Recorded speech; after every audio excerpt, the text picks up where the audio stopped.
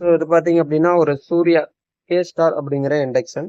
இதில் கம்ப்ளைண்ட் பார்த்தீங்கன்னா stand by release பண்ணிட்டோம்.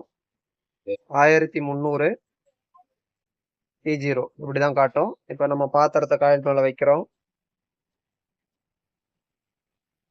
ஸோ ஆம்பியர் எடுக்காது. 1300 E0 இப்படி தான் காட்டும். ஸோ இது என்ன ப்ராப்ளம் அப்படிங்கிறத நம்ம கண்டுபிடிச்சிட்டோம்.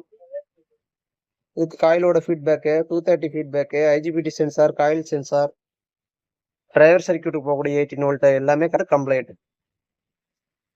இந்த இடத்துல போட்டிருக்கிற 0.3 கெப்பாசிட்டர் கம்ப்ளைண்ட்.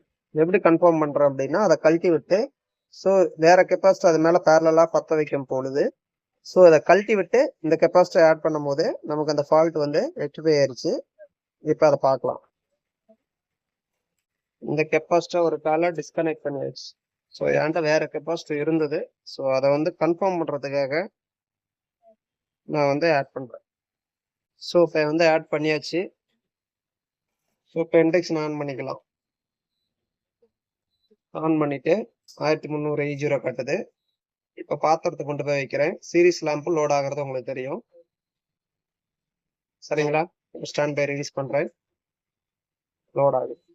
ஸோ இதோட ப்ராப்ளம் தான். இந்த கெப்பாசிட்டி வீக்கா இருக்கிறதுனால நமக்கு வந்து சுவிட்சிங் நடக்கல. ஸோ இப்போ இது மாதிரி ப்ராப்ளங்கள் வரும்போது ஒரு கெப்பாசிட்டி ஆட் பண்ணி பார்த்துருங்க. ஃபால்ட் வந்து ரெடியாக வாய்ப்பு இருக்கு. நன்றி.